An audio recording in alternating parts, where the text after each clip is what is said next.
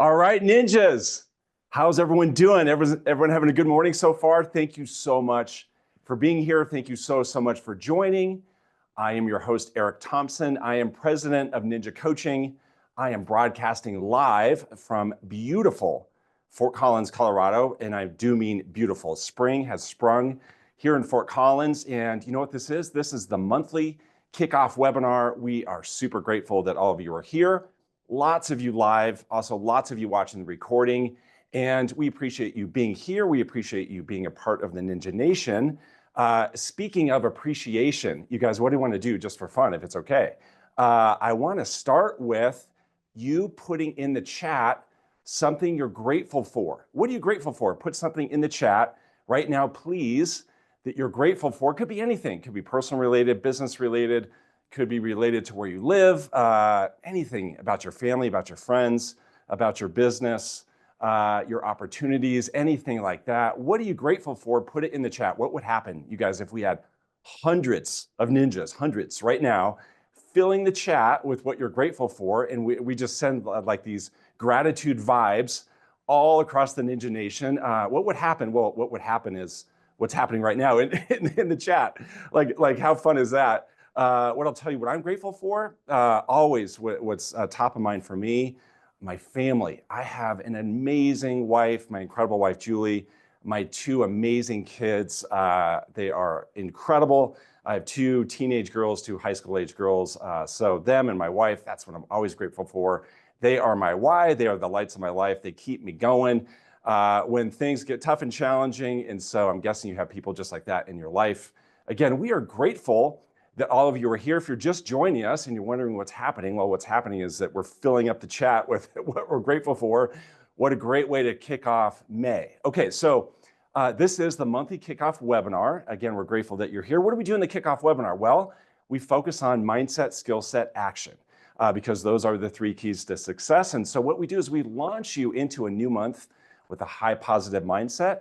We build up your skill set to help you to be even better. We encourage you, we motivate you, we challenge you, we coach you to take action so that you get to the place that you want to go. Okay, so what we're focused on today, I think you already know because you've seen the posts, you've seen the emails. What we're focused on today are open houses. So I want to give you really tangible takeaways to help your open houses be even better. I'm going to answer the common challenges, questions that come up. We want to help this to turn into more people for you to help. All right, so are you with me on that? Is that okay? Is that okay as a game plan? I'm guessing that it is. So let's first look at what are the benefits of hosting an open house? Why would this be worth your time? And I'm going to share this with you because sometimes what we hear is, gosh, I don't know. I'm not so sure about open houses. I don't know if it's worth my time. Yeah, I used to do them. I don't do them anymore. Well, what we're finding among our coaching clients and just the Ninja Nation in general, open houses are very, very effective right now to attract more business. So the first reason we host an open house, of course, is to help out, to add value, to serve that seller. It helps them to market their property, to expose their property, make it really easy for people to come in and get a sense of the property, see if they might be interested. Of course, it's a great way to add value to a seller. The obvious ones, of course, it's a great platform, a great environment to meet new buyers, to meet new sellers. Why is that? Because you're meeting them face to face. What a great opportunity to build a relationship with them, demonstrate that you're a proactive, trusted advisor. The open house is a great, great setting to do that. It's also a terrific environment. It's a great platform. It's a great place to connect with your sphere. What would happen, you guys, if you were inviting your sphere to come visit you, to come see you at the open house? What would happen if you thought about the people that live nearby to that open house that you'll be hosting? Or maybe it's a really special, really unique property, something that you think that a lot of people should see because it's fun, it's exciting to see. What would happen if you reached out to your sphere and said, hey, come join me on Saturday. I'm going to be at this really great open house. I think it'd be fun to see you, fun for you to see the property. Also, it's a really great way for you to demonstrate that you're active, that you are a full-time professional realtor, right? That you're out there actively working in the market, helping to promote sellers, working with buyers. So you're demonstrating this by just the signs that are out, directing people to the open house on your social media. When you're promoting that open house ahead of time, you're even doing things during the open house, Again, you're demonstrating that you're very, very active. So those are all the reasons why you would want to host an open house. I'm going to give you, assuming I can flip this piece of paper. Sorry about that, you guys. There we go. Okay.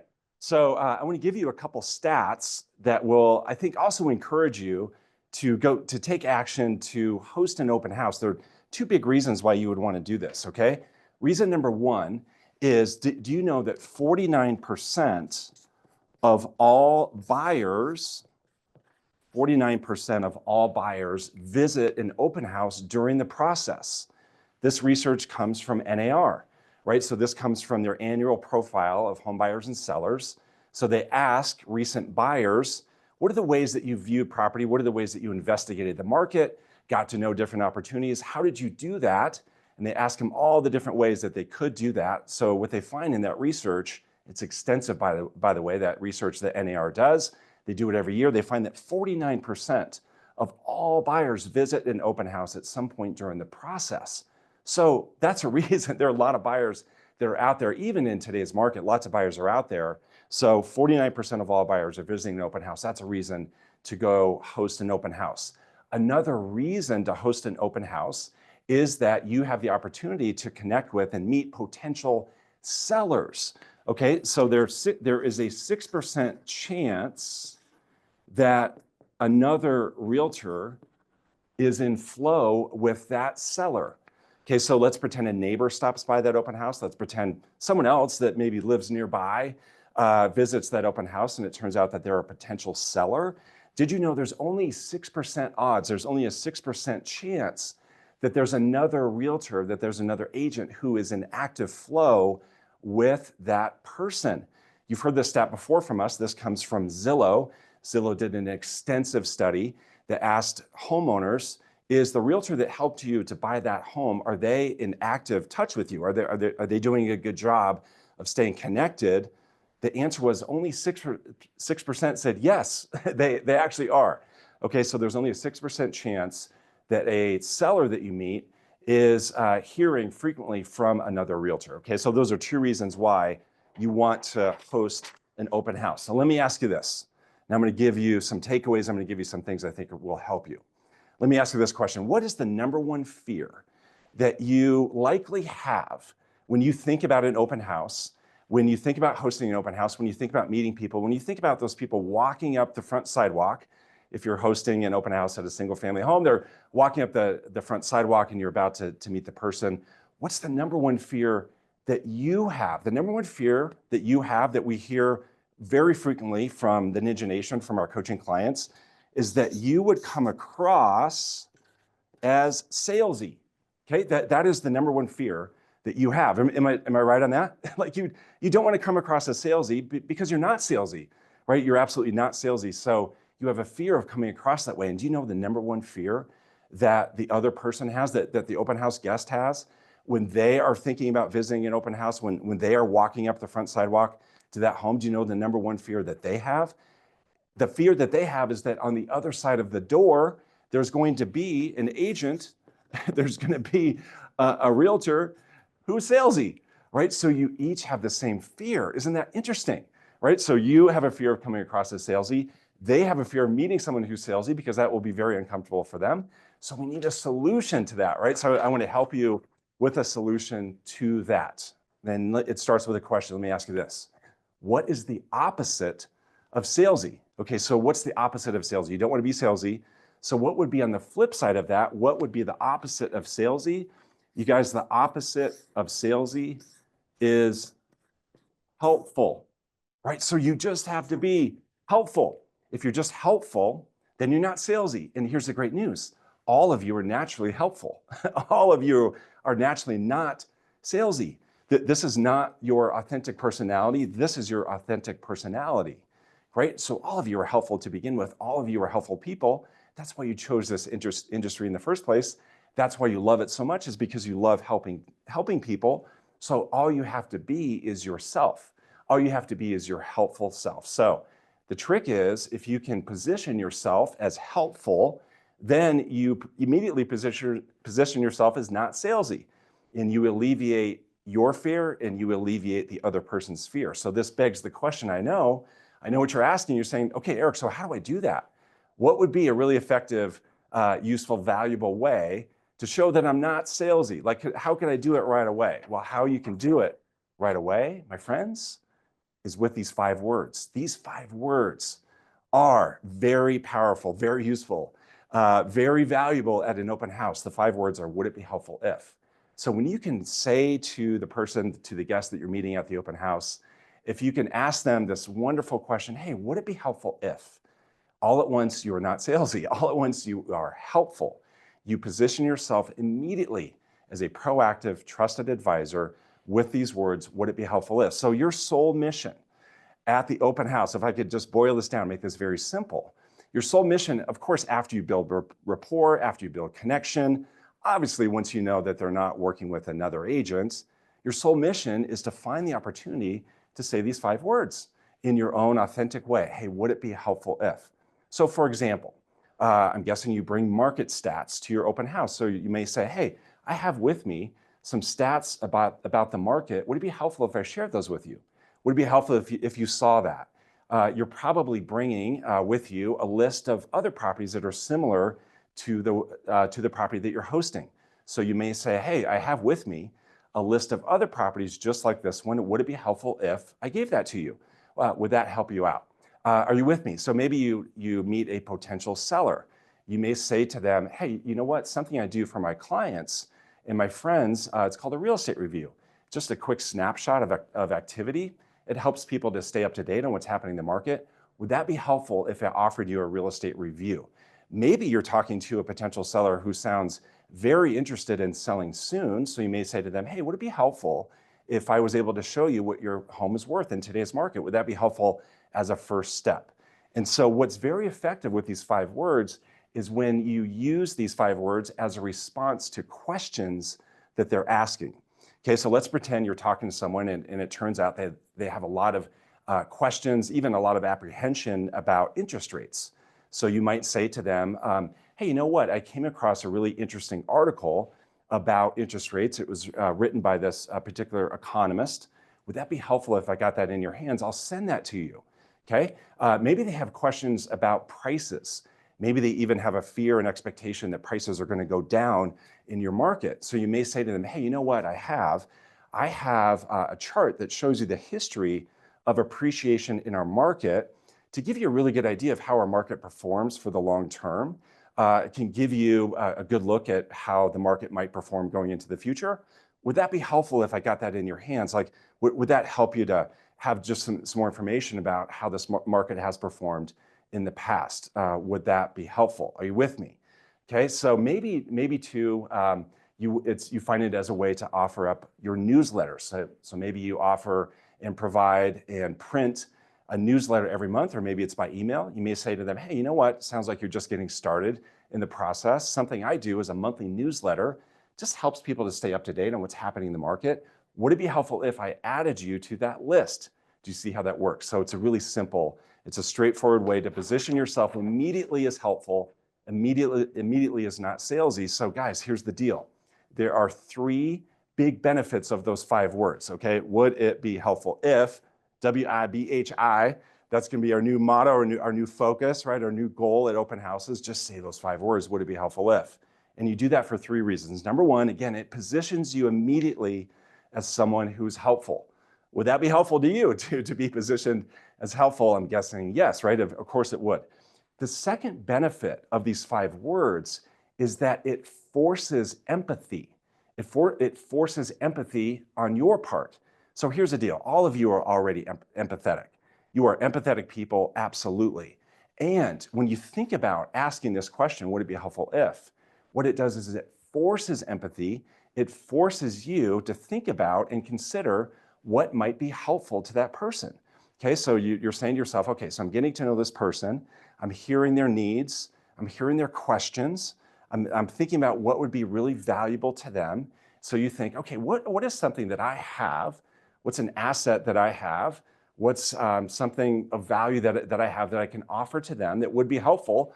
I'm gonna offer that to them, okay? So it makes it about them, not about you. The third benefit of would it be helpful if is that it creates a next step, right? It automatically creates a next step because you're going to do a great job of offering something that would be helpful because you're empathetic. You're going to think about their situation.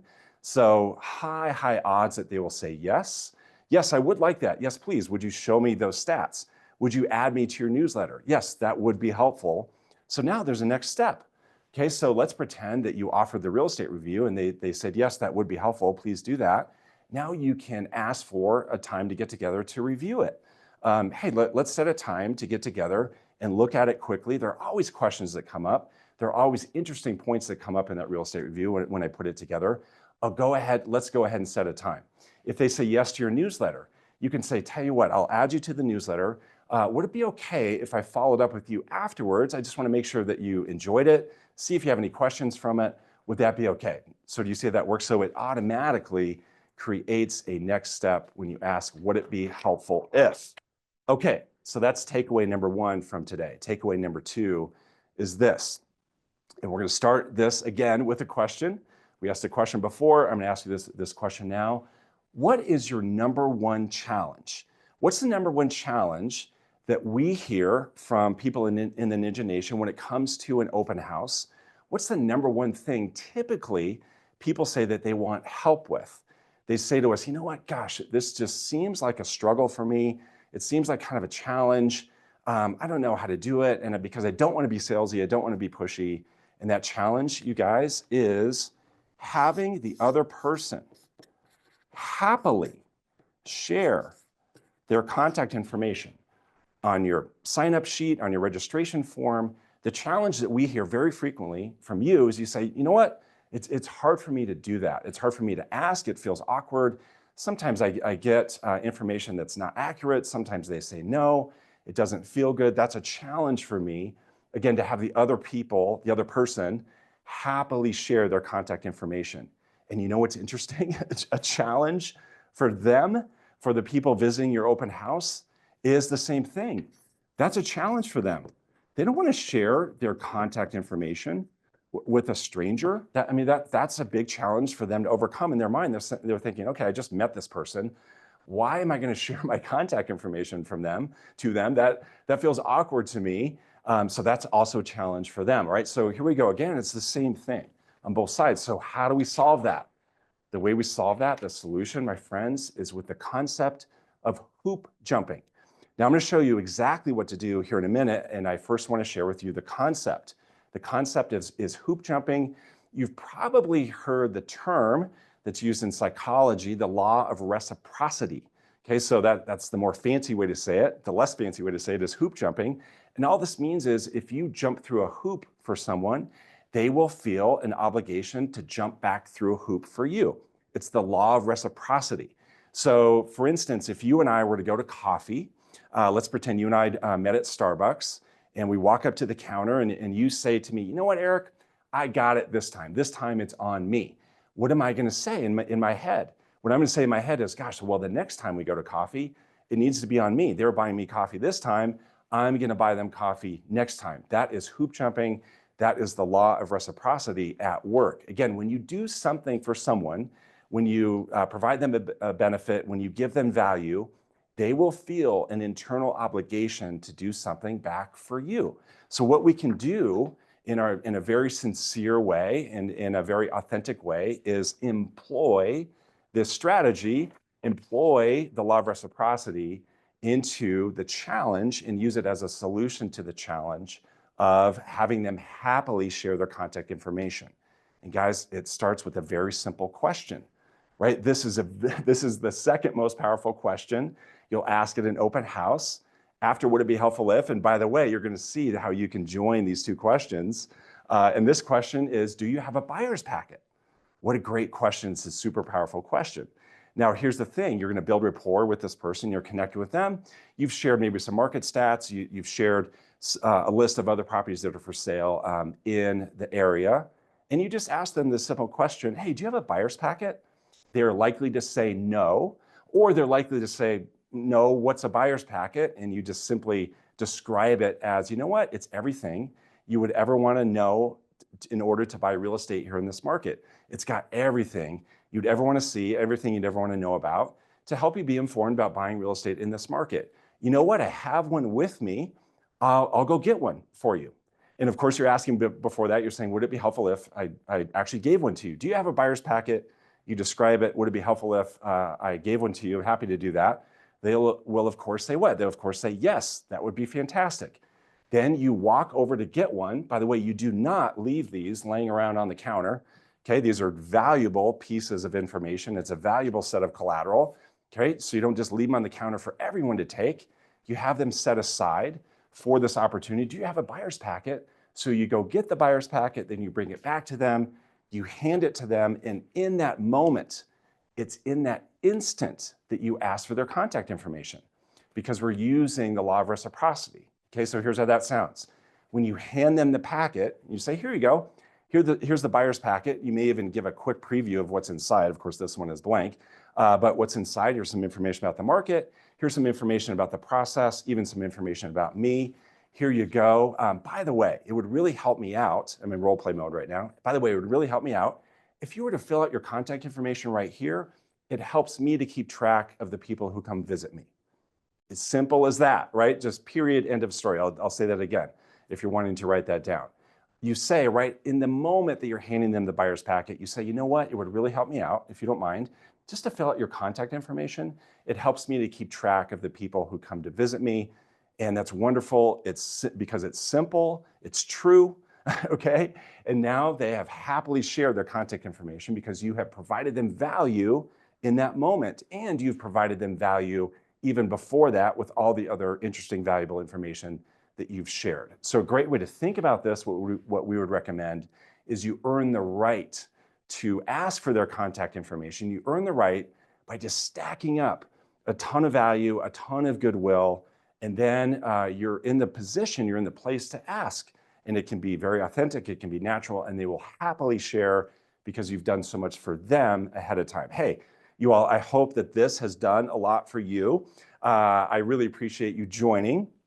I wish you all the best. We wish you all the best when it comes to your open houses. We can't wait to hear the stories about what's been effective for you. Maybe it's would it be helpful if, maybe it's do you have a buyer's packet? Please share those stories. We would appreciate that. We appreciate you so much. Thank you for joining us here today. Have an incredible Monday. Have an incredible month of May. We will see you very soon. You all take care.